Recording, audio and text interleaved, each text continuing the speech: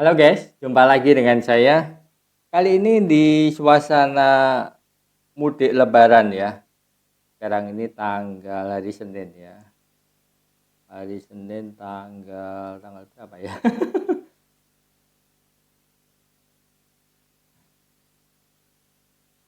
Tanggal 10 Mei 2021 hari Senin. Ini adalah suasana mudik di mana minggu-minggu kemarin kita diributkan oleh cerita-cerita tentang orang-orang yang nekat mudik gitu ya. Sudah disekat mudik. Sebetulnya sih kalau semuanya eh, disiplin gitu ya, pakai masker dan sebagainya, ikutin anjuran pemerintah gitu ya, menjaga jarak, menjaga kesehatan pribadi dan lingkungan gitu. Belajar dari negara-negara tetangga seperti Thailand yang sebelumnya, yang saat kita di puncaknya mereka korbannya hanya sedikit gitu. Sebenarnya kita bisa mencegah COVID itu dengan baik, tapi kenyataannya kita lihat masyarakat kita ya, kita nggak menghakimi, tapi faktanya itu sudah dianjurkan tidak mudik pun juga nekat dan juga masih melanggar protokol. Jadi sebetulnya kita mesti sadari bahwa itu adalah merugikan secara jangka panjang karena ya bagaimanapun juga untuk mengatasi COVID itu perlu biaya yang nggak murah gitu ya. Beli vaksin itu nggak murah, biayai orang ke rumah sakit, dokter, pasien-pasien COVID yang jumlahnya banyak itu juga nggak murah dan itu menggerus APBN. Oke, langsung saja kita tinggalkan itu. Ini hanya imbauan sedikit aja ya dan tidak politis. Boleh setuju, boleh enggak. Kita langsung ke hoki. Saham hoki ini menarik sekali. Kalau kita lihat ini adalah 20 saham dengan penurunan tertinggi selama 6 bulan di sektor consumer good non cycle ya. Ya, non cycle dan yang di peringkat pertama ada hoki. Ini menarik sekali karena kalau kita lihat penurunannya ya, minus 72,5%. Di peringkat 2 itu memang minus semua sih. Sektor konsumsi di 6 bulan terakhir itu turun karena memang seiring penurunan daya beli masyarakatnya. Setelah setahun survive dengan COVID, akhirnya daya beli itu menurun juga. Nanti kita bisa lihat dari grafik penjualan dari Unilever, Kino, Gudang Garam, MSP, memang semuanya turun di kuartal pertama 2021 ini.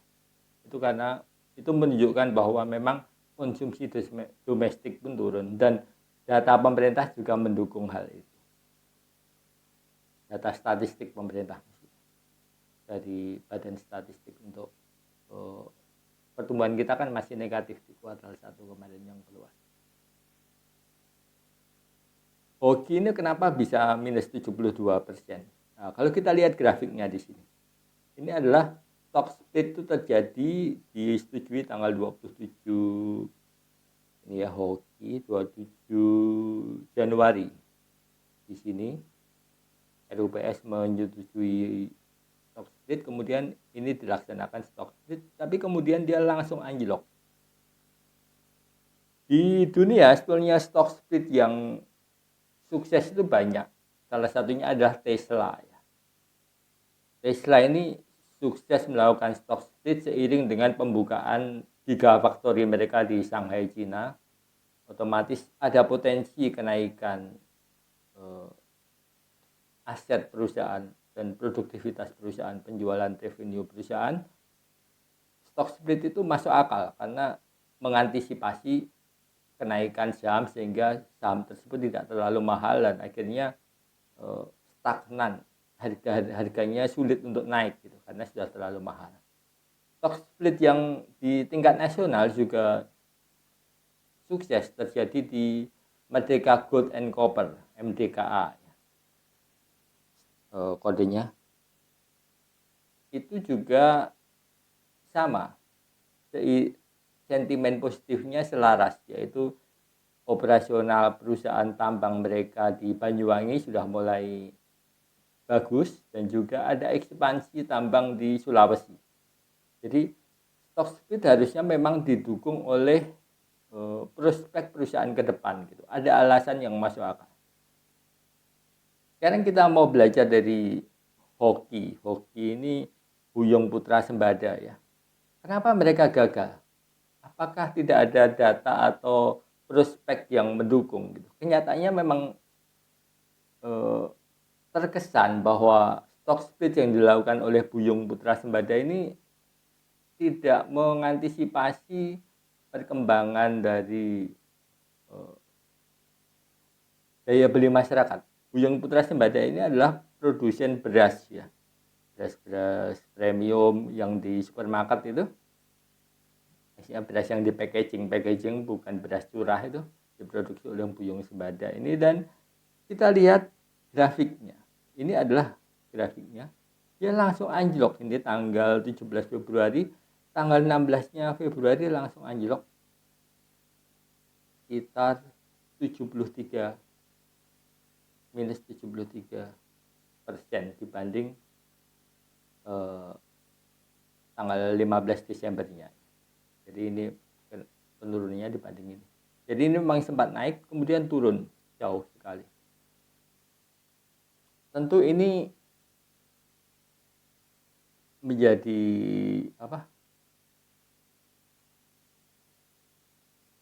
pelajaran bagi perusahaan yang ingin melakukan stock split, sehingga memperhatikan aspek-aspek internal perusahaan dan ekonomi makronya. Kita lihat sekarang fundamentalnya seperti apa.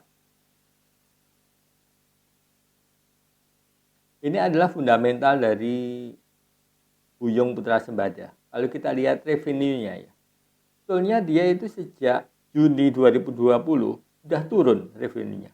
Kemudian September atau kuartal ketiga 2020 turun juga. Dan data terakhirnya dia belum rilis. Ini menunjukkan bahwa sebetulnya kinerja mereka dari sisi penjualan pun turun sangat tajam begitu. Tetapi mereka memaksakan stok. Oke. Sekarang kita lihat pembandingnya dari perusahaan lain. Perusahaan ini jenis ini adalah perusahaan consumer good non-cycle. Yang kedua adalah Unilever. Unilever juga turun trennya ya, kalau kita lihat. Trennya turun. Jadi sebetulnya dia harusnya sudah tahu bahwa sejak Desember, sejak kuartal ketiga di perusahaan yang sama sektornya pun juga turun. Mulai September ke Desember turun. Desember ke Maret 2021 juga turun. Kita lihat pembandingnya lagi yang ketiga, Bentul Internasional Investama. Sama. Juni turun, September juga turun. Desember dan Maret dia belum rilis. Kemudian kita lihat juga Kino Indonesia ini adalah produsen minuman Pampers, Garsari, Kaki Tiga, Elip dan sebagainya itu, dia juga turun. Kemudian kita cek ulang yang di Gudang Garam. Gudang Garam pun juga turun. Ini perusahaan besar ya, kapitalisasinya juga besar, juga turun.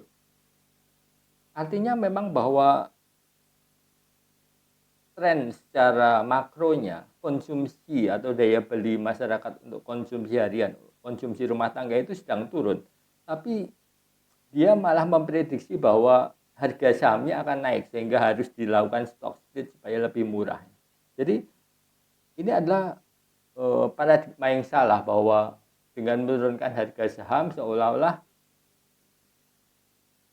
investor akan naik, tapi dia lupa bahwa harus ada perspektif jangka panjangnya. Apakah ada tren kenaikan di bulan-bulan ke depannya, di tahun-tahun ke depannya. Kalau tidak ada, dia melakukan stock split itu justru menimbulkan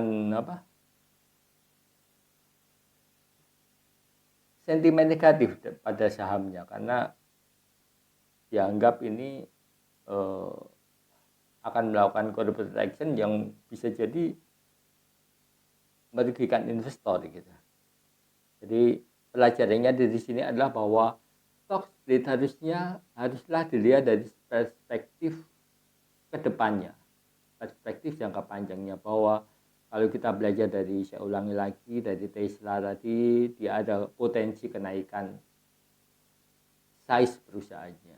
Dari sisi Merdeka Group tadi, dia juga ada sisi ekspansi. Sedangkan dari sisi hoki tadi ya, Bujung Putra Sembada tadi itu, saat trennya lagi downtrend, lagi decline, justru dia melakukan stock split dan akibatnya harga sahamnya turun. Harga saham turun justru tentu saja akan mengurangi reputasi perusahaannya, karena harga saham bagaimana juga berkorelasi dengan pembiayaan perbankan, kapitalisasi pasar, dan itu kesempatan untuk mendapatkan pendanaan yang murah justru menjadi hilang. Jadi kesimpulannya bahwa stock split tidak selalu menguntungkan, apalagi jika bertentangan dengan fundamental yang ada, dengan perspektif perusahaan. Oke, terima kasih sudah mendengarkan analisa saya, semoga berguna, dan jangan lupa kalau ada komen, kalau tidak setuju atau mendukung, silakan komen di bawah, dan jangan lupa subscribe dan share ke teman-temannya, ke pacarnya, mertua, anak, tetangga, atasan, bawahan. Oke, see you next time.